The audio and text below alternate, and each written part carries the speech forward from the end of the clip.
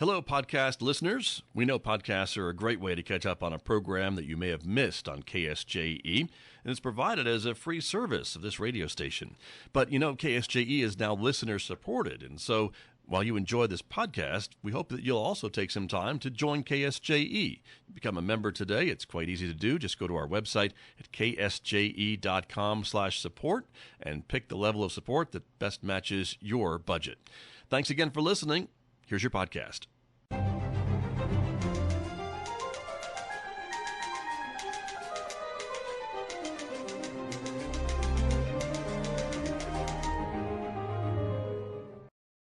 Welcome back to Right on Four Corners. I'm DelSheree Gladden, and I'm a journalist, editor, and author of over 30 published novels. On the show this week, I have Karen Ashcraft, and she is going to be talking about her recent book, Wronged and Dangerous. Karen, go ahead and introduce yourself. I'd love to. Thank you. I'm Karen Ashcraft, and I am a professor at the University of Colorado Boulder. For about 30 years, I've studied gender and organizations and work life and labor history and such. And recently, I took a dive into more public-facing writing. So this is my first effort in that, and addressing gender and the role of gender in the rise of the far right and right-wing populism. And I also grew up in the lap of right-wing populism. So this is a little bit autobiographical as well. It provides a really interesting viewpoint, I think, you coming from an academic side, speaking to the general public. And from what I read in your introduction, this was not a planned project necessarily. So I wanted to ask you a little bit more about how this came to be. Thank you. Yeah, not planned at all. So maybe I had some longing to write differently than most of my books and publications have been in a scholarly voice, primarily for people who study what I study. I often give, talks and such that translate it, but my writing had been in that vein. And I was scheduled to give a keynote address at a conference in March of 2020. We all remember that was a weird month. And so I was asked when the conference was canceled to transition to a virtual 15-minute provocation having something to do with COVID and gender. And that was the task. And then it turned out to be a much larger kind of public-oriented talk. And a Bristol University Press contacted me after that to say, do you think there's a book in this? And I just happened to be going on sabbatical, so I thought, what a great time to experiment. Why not? That's amazing how that works out sometimes, that things kind of little fall into serendipity. place. Yeah. The full title is Wronged and Dangerous, Viral Masculinity in the Populist Pandemic. And even though I've spent a lot of time in academia and never-ending classes, it feels like, and there were some of these that I was like, these are new terms. And I took some classes over the years in gender, especially in literature in graduate school. But this was putting it in a different perspective. And I know this is kind of a hard ask, especially after reading this book. Can you tell listeners what populism is? Because it was a term I'd kind of heard, but I didn't really know what it was. Absolutely. Yeah. I think that's an important starting place, actually.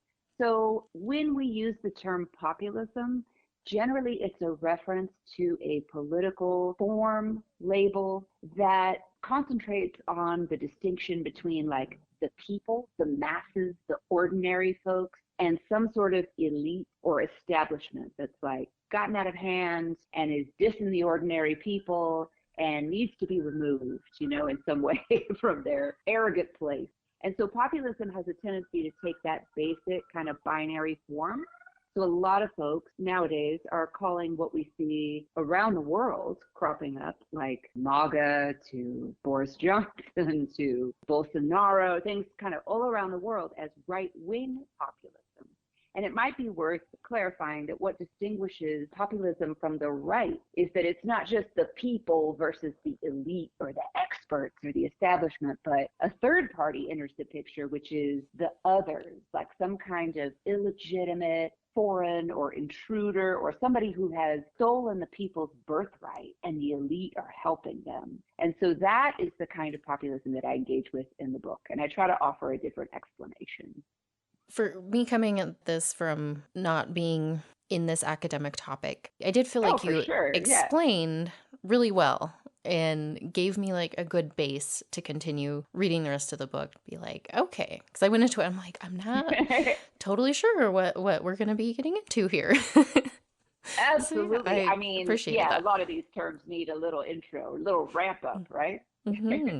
Yeah, but you did a nice job with that. And so I think that's always a hard transition, writing for your peers who study the same thing that you do or who are interested in your topic to then address the general public who may be starting at zero on your topic. Yep. What was the editing process like with this one? A huge part of the process for both the design and the editing was kind of figuring out in what order. And I think what you just said really addresses the challenge, kind of sets it up. So my uncertainty was whether to start with gender, because I am addressing gender in a way that I think most folks don't. Like you said, you took some gender and literature classes, but usually when we think of gender as an analytic, we think of men, women, masculinities, femininities, something around that. And I was trying to address gender more in terms of feeling and sensation as opposed to ideology. That's kind of the reason I am working with viral masculinity instead of toxic masculinity. I knew that readers would not be likely to have that kind of conception of gender. And I feel like it's essential to think of gender in a different, more updated way for us to understand what's happening in global politics right now. But then at the same time, I knew a lot of folks wouldn't really be familiar with populism. Like, that's how we started, right? So kind of figuring out which way to start and then how to speak in a voice that would be accessible to folks who aren't steeped in that area of study, like you said. So I ended up starting with gender because I had the sense that most folks who are not gender studies people are not prone to gender analysis, have a tendency to kind of roll their eyes and think like we've done that. And the issue now is something past that, maybe more race. Of course it's race. Of course it's these other things too. But we have kind of a stale notion of gender. So I thought, let's update that first, and then let's jump into the way that people are currently talking about this global dynamic, which is the language of populism. The other thing I would say in terms of editing was having readers who were not academics coaching me into a different and more conversational voice. And that was really useful too. I bet so. I think beta readers like that can be so helpful for a variety of things in writing, but definitely changing audiences. Translation. Like that. Yeah. Yes.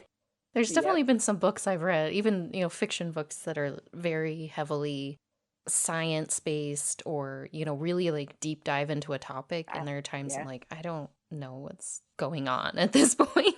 Yeah. If you don't get that balance right. Such a good observation. And there's still times, reading it now after I've had so many conversations with non-academics about it, there are places where I wish I had gone less in the weeds. The thing is that you don't know what's in the weeds when it's your work, right? And so you've got to get constant feedback to figure that out. Oh, that's not obvious. I felt like I was talking down to people. I'm not? Okay, good. Well, I'm glad you had a good team of readers and editors to work through that. And for anybody, I think other writers who were struggling with that, I think finding those early readers to kind of give you that baseline is extremely helpful. Yeah, you bet. So one of the other concepts that I wanted to ask you about, because it was kind of another one that was a little bit new to me, was the idea of lateral empathy and how that connects to, as you mentioned, the feeling behind some of these topics that you're discussing. Yes, that is a key concept to the book that I actually start the book with. And the reason for that is it strikes me that when we talk about the global political situation, and even here in the U.S., there's a tendency to fall back on two reactions. One is oppose, argue, persuade, right? Combat, essentially. And another mode is empathy, compassion, reach across the aisle, try to understand what somebody's saying, try to understand where they're coming from. And I have a slogan that kind of cuts throughout this book, which is bracket what's being said to ask or focus on how it spreads. And the spreading part is empathy from the side. So what I suggest is that, for example, if we're talking about what I describe in the book as aggrieved manhood or aggrieved masculinity, can think of characters like Trump, Josh Hawley. There's so many. There's just like a whole contingent, which includes women, by the way, of folks who are making political stands on this feeling. The question is not really, what does the platform say? What are the issues that they're raising? But it's more about how is this feeling that like something has gone wrong in the world and straight white men are the most displaced and disenfranchised. How is that feeling traveling? And focus on how it gets in, how it's hitting people, how it's spreading basically around the globe. And I feel like that is a kind of empathy for how a feeling has gone communicable, kind of beyond our conscious awareness that I'm proposing. I don't know if that makes sense. I'd be happy to clarify. Yeah, I think it does. And I think that is something that probably gets overlooked in a lot of arenas of Yes. how did it go from this to this, you know? Yes. Yes. The how question. Thank you for putting it that way, because I think when we look for causes of things, we usually ask why. What is the content? What's the issue? What was the stimulating thing? And not how did it happen? And how did it go? Like you just said, on what energy did it go from this to this? And I think that is the big shift I'm trying to make in the book. It brings it to light that a lot of the ways that we approach trying to figure something out aren't always necessarily super helpful and don't really get you to what you were trying to get to. Like you said, going off in directions that aren't necessarily leading you back to maybe not a solution, but a better understanding and a better way to approach whatever the issue is. Yeah. And that kind of made me think in one of the sections when you were talking about the binary nature of a lot of things, good, bad, man, woman, just how we tend to have that dichotomy as, I think, just humans. We have that in our nature. And it got me thinking about the scientific method of all things, which may seem like a weird connection, but I'm with you. It was one of those thoughts that struck me. And I was like, when you're in science and you're trying to solve a problem, you have to look at all the variables and, either attempt to control or limit so you can figure out, okay, these are the things that are actually influencing the outcome. And that was something that struck me when you were talking about that binary way of looking at things, is that it really cuts out all the variables that are at play. And if you're not looking at a problem in a wider sense with all those variables, there's really no way you can accurately understand what's going on. I think that's really insightful. We get into patterns of explanation that fall back on those binaries. So, for example, the question of why does this happen? Let's trace the origin points. Like we look for linear explanations, first this, then this, then this. And very rarely, especially in, like you say, social or scientific analysis, do we ask, what is the energy behind this? What is the feeling that animates a phenomenon? What's giving it life and vibrancy? That's a very different question than when did it start and why, And it points you, as you just said, to a host of other variables that aren't being considered. Just as an example, I think a lot of folks would look at political rallies today or things like January 6th, which is maybe the most pronounced image in many people's minds, and they can see that it's overwhelmingly men of a certain kind, mostly white men, for example, but also think like, well, what does that have to do with it? It's about these issues and the economy and the Great Recession and whatever. And we just aren't able to access, because of those binary tendencies, other explanations for why it is that kind of masculinity of a very certain kind. This is not an anti-masculinity or anti-male book, but is animating, is driving this, is motivating us. And what would happen if we considered those variables as opposed to the kind we usually do? I feel like that stems directly from what you said, but not sure if that's where you were headed. Yeah, I appreciate that. That is where my mind was going. I think you put it a little better than I was I don't doing. even I'm know. like trying to formulate it It in my made me head. think. Yeah.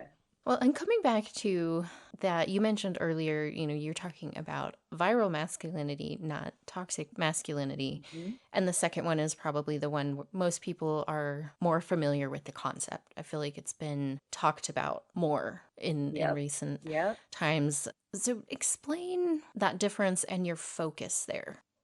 Yes, I think toxic masculinity draws most of the discussion and the critique, right? So toxic masculinity has been a vocabulary that lets us talk about destructive norms of manhood without suggesting in any way that masculinity is the problem. But it's like, no, there's certain forms of manhood, certain like expectations that cultivate things that are really bad for men, women, and everyone, people of all genders, right? Maybe violent tendencies or the need to suppress emotions so that you are always strong or impermeable in some way, So those are conversations that we have been having, and they focus our attention on the ideas or ideologies of manhood that are troubling. And then all of the focus goes to, we don't want young boys or young men to ingest that poison, right? So we focus on individuals and how they can avoid those toxic ideologies. And my point is that at this point, we aren't really talking about ideology. We are talking about a feeling that partly because of things like toxic masculinity, the conversations about that, men are getting ripped off. Like men are discriminated against. Men are, you can't even be a man anymore. In other words, viral masculinity is like a backlash to conversations about toxic masculinity. It's a response. And what I try to show in the book is map how this feeling that men are under siege, and that's wrong, and that's bad for society, how that feeling has actually spread in the contemporary media landscape. And when you look at how that feeling is spread and how young men and boys are exposed to it at such young ages through internet, popular culture, all these different ways, they're saturated with it. We're really not talking about ideology anymore. We're talking about susceptibility to a feeling that is communally transmitted. And that's the difference to me. For viral masculinity, it's focusing on how the feeling has mushroomed. So again, like you said, just where it's coming from and how it's being perpetuated over time. And I think that hopefully leads to discussions of how to not let it continue to spread generation to generation.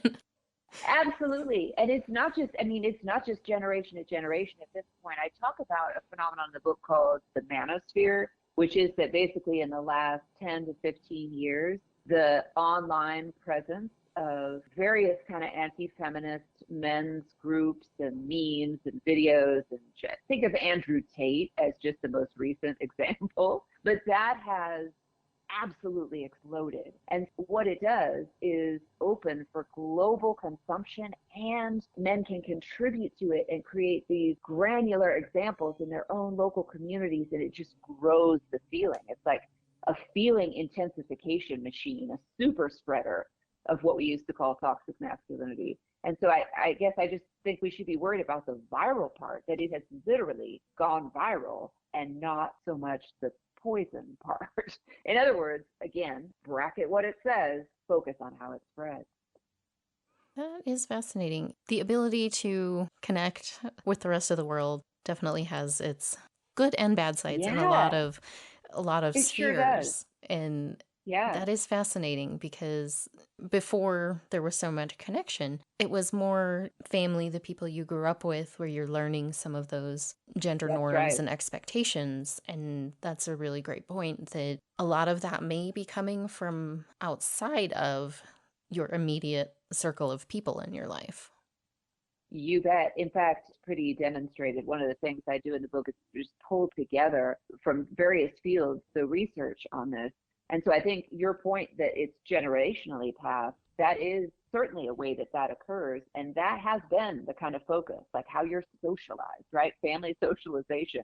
But this is so beyond, viral masculinity is so beyond that reach. it is truly something that comes from like socio-technical networks. And it offers an alternate history of how we got to this political situation. And it's not a coincidence, at least I argue, that the timeline of the explosion of the manosphere and the explosion of right-wing populism perfectly coincide. It is not a coincidence. Well, and that brings me to another topic I was interested in. You talk about how people are shaped by defining experiences. And that, makes me think, when I first thought of that phrase, I'm thinking things that happened to you in childhood or, major experiences in your life, maybe, injury or health issues, things like that. But some of those defining experiences can also be, as you're saying, access or, being in a place where you're exposed to these ideas, even online or, through those other methods than just those in-person experiences that you may have. Yeah, there's a real binary, to return to that theme, between the personal defining moments in your life and the more impersonal or public has really evaporated. And so it is the case that many folks who are struggling, like real struggles, for example, that young boys and men and some women face, turning to online connections or even turning to peers who are also exposed to all of these YouTube videos of Jordan Peterson leading to this violence, leading to this. I mean, the algorithms are terrifying. And so our personal experiences are saturated with the symbols, messages, images, encounters, and they begin to get into our defining emotional constitution. And I think that's part of it, is much of this stuff hits us at a, I would say, non-conscious. I'm not trying to be like it's not some deep subconscious, but it hits us in a way where we're not fully processing the ideas, but we are gathering, accumulating the feelings. We are taking that on board. And that is what communication researchers have shown about a lot of online interaction and the way it has seeped into offline life. Yeah, I think with seeing my kids as they've grown, it's interesting because in a lot of ways, the new technology, I think people my age drawn to that or excited by it, it was and still is for a lot of people, the newest thing and staying with it. Yeah. And I've noticed, at least with my kids, that I think they feel very bombarded sometimes and they withdraw from it. Even simple things like they prefer to have physical books over reading on a device or a phone. They're like, I'm on computers, I'm on phones like all day. I'm on screen all day, right? Yeah. It gets to be too much. And maybe having grown up in that area of technology being so there, so in your face, it's like, that's okay. I'm good without it 24/7. Or I think sometimes adults maybe struggle with that more. And that I don't know, maybe my kids are not the same as everybody, but I've found that interesting watching them as they've kind of, in their teenage years pulled back a little bit from some of that technology. That is interesting. What you're saying, where maybe some of those experiences and that overload almost of too much contact, maybe that's part of it. I don't know. But that's an interesting thing about just that, I think, burnout almost of too much interaction and experience, and maybe just being flooded a little bit too much with just too much, really. Too much of everything. Yeah. And I appreciate that because that's kind of hopeful. I mean, one of the concepts I introduced in the book toward the end is that we need the equivalent of critical thinking for emotion. And so I'm calling for like the rise of critical feeling as something that we study, teach, like develop as a mode of intervention in the same way that we tried to get people to think about propaganda and the source of their information, right, long ago. And we focus now, yet again, on dis and misinformation. We should be focusing on surreptitious feeling like that.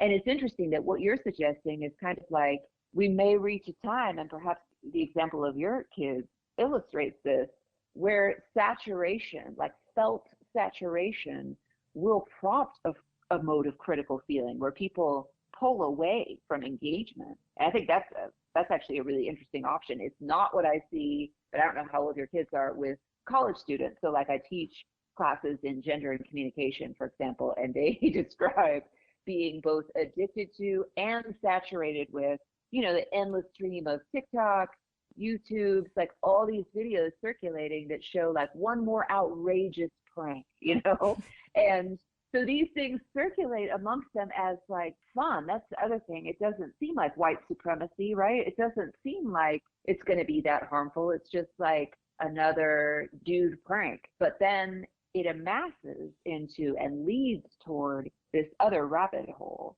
So I'm intrigued if you think just a generation younger, a few years younger than these folks, people are beginning to make their own decisions about withdrawal.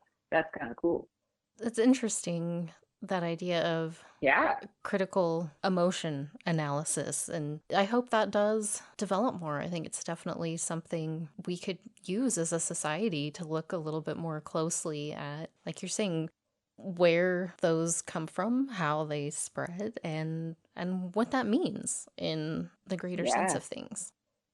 Yeah, I mean, I think the contemporary media landscape demands it, right? Like we have not caught up to how things are traveling. We still focus on ideas and information. And if we listen to your kids and their feeling of overwhelm and saturation, it attests to the need for another kind of awareness of our bodies and how they get overwhelmed by interacting with these technologies.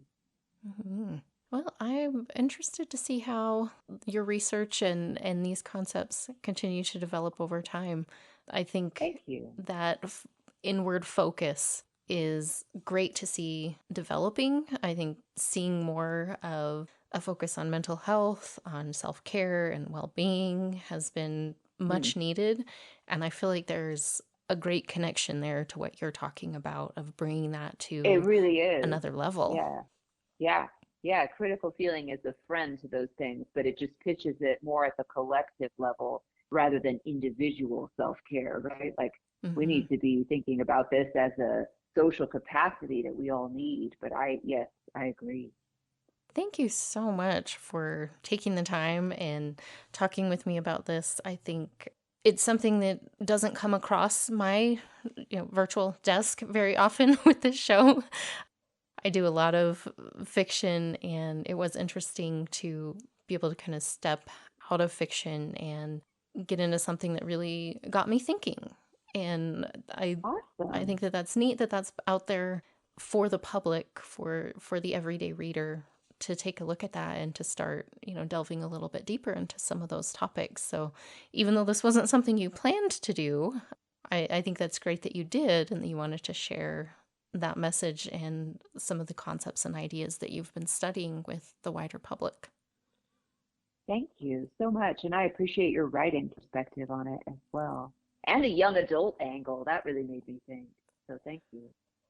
Well, again, I wanted to remind readers that the book is called, or listeners, I always say readers because I'm so used to talking to readers, but... because your listeners are readers. Yeah, for the most part. So listeners and readers, if they want to check it out, the book is called Wronged and Dangerous, Viral Masculinity and the Populist Pandemic by Karen Lee Ashcraft. And Karen, where can people find you and where can they access the book to check it out?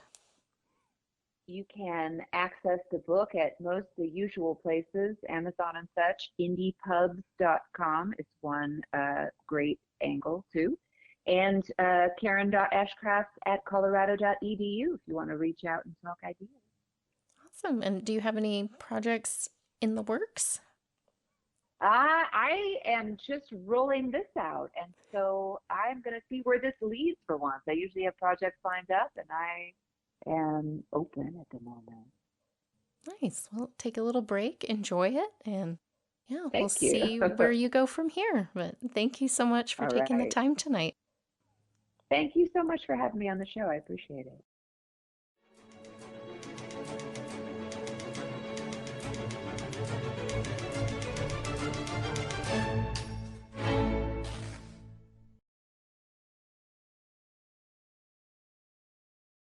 Did you enjoy that podcast? We hope that you did. And if you did, share it with your friends. And if you really want to keep podcasts like this coming, please support KSJE. You can do it easily online at ksje.com.